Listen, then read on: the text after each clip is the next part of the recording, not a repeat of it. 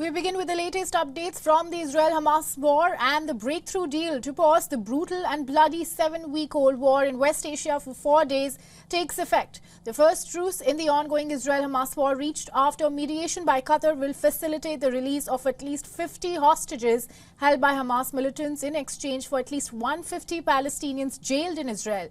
Now, the 4-day ceasefire in Gaza between Israel and Hamas kicked off at 7 a.m. Gaza time. Now, Israeli armored vehicles, including tanks, are now moving away from the Gaza Strip.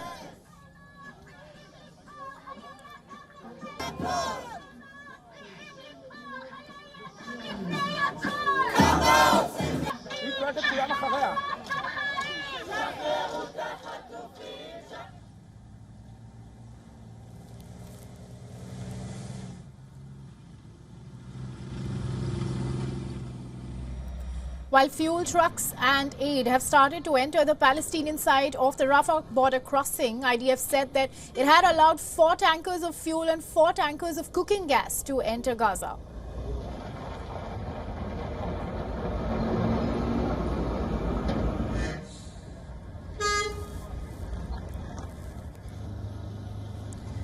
Displaced Gazans have also begun to head back to their homes as the 4-day truce has begun.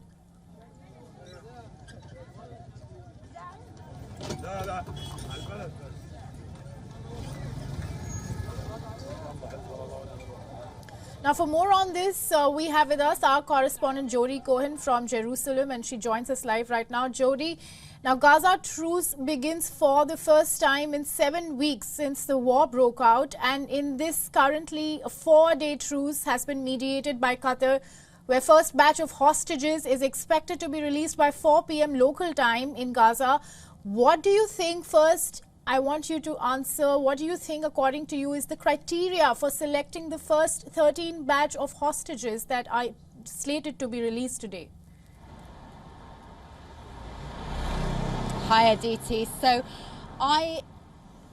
first of all, I just want to sort of, from the hostage families' perspectives, I think that's such a difficult question, and we know the answer. We know that the answer is that the priority has been to try and get as many of the children hostages out as possible, also the mothers and also the elderly.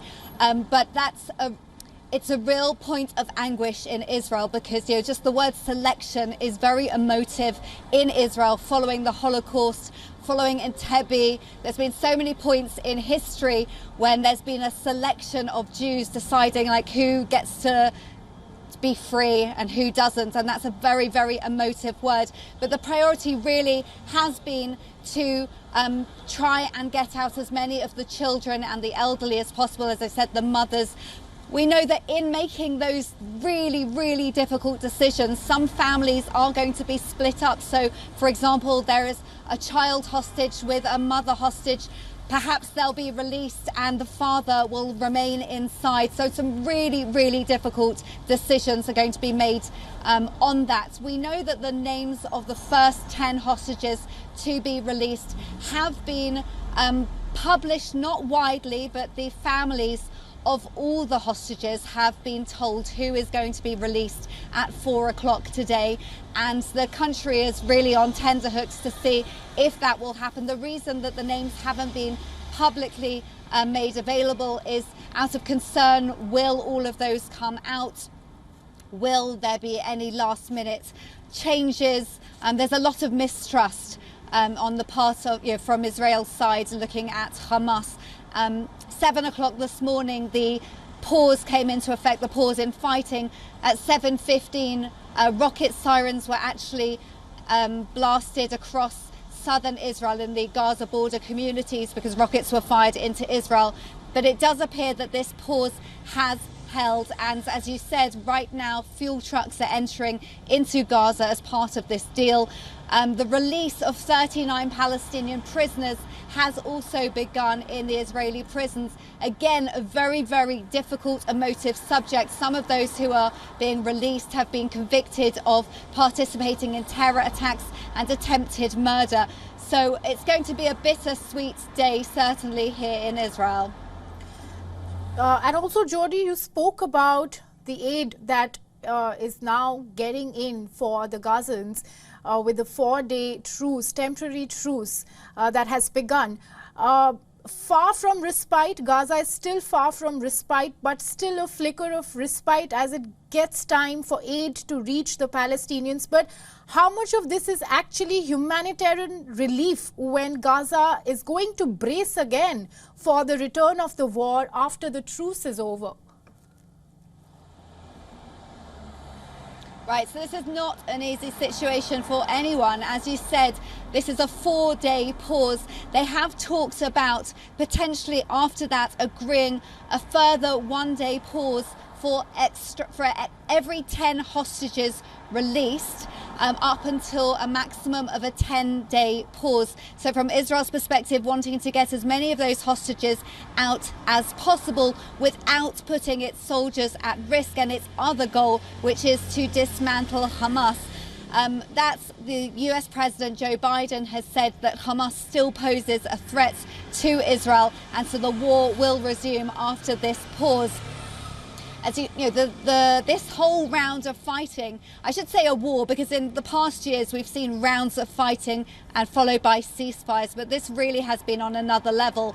And there was a ceasefire on the 6th of October. On the 7th of October, that was broken by the Hamas terrorists infiltrating into Israel and killing more than 1,200 people in their homes and taking 240 hostages. So you talk about how things will go back to the fighting after 4 days of this pause, and that's very much the case on both sides as well, with thousands of rockets having been fired into Israel. It's not an easy situation for anyone, and people would like to see a ceasefire, but very much the feeling here is that the priority has to be to dismantle Hamas, to free Gaza from Hamas, for the Israelis as well as for the Palestinians to ease their suffering as well. Yes, Judy, and as you've pointed out, that Netanyahu has clearly emphasized that this is a temporary halt and the war will resume after the halt is over, after the temporary ceasefire is over.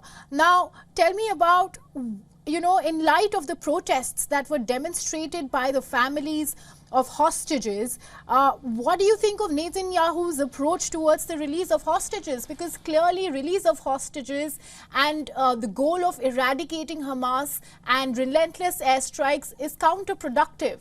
So what happens to the rest of the hostages is still a question if the war resumes after 4 days.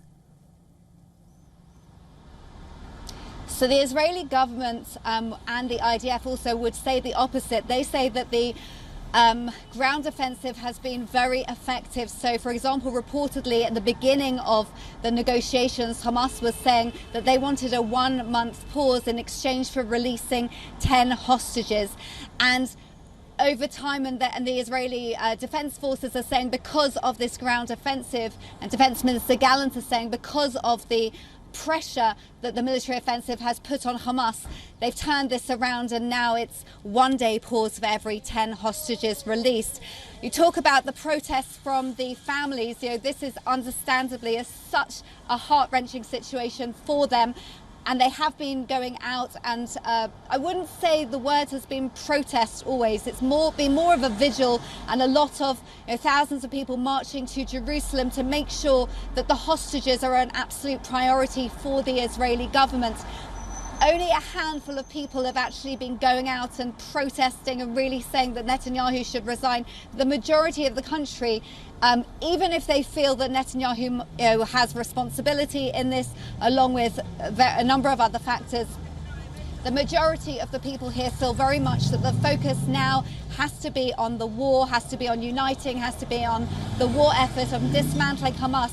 You remember only last week a senior Hamas official said on television that Hamas plans to repeat the 7th of October massacre again and again and again. So not only for the families who've been killed, not only for the remaining 190 hostages who will be staying in Gaza after this 4-day pause, and the government and Hamas and Qatar and the US and Egypt and everyone who's been involved in these negotiations, I'm sure will continue. From Hamas's perspective, they want a ceasefire, they want to regroup, they want to not have their forces be killed, quite frankly. from Israel's perspective, they want to do everything possible to get the 190 hostages remaining to be freed. But the priority also from Israel is to make sure that they can't go across the border and carry out such a massacre again. The families of the hostages slated to be released later today wait in anticipation. Thank you, Jody, for joining us and giving us those updates.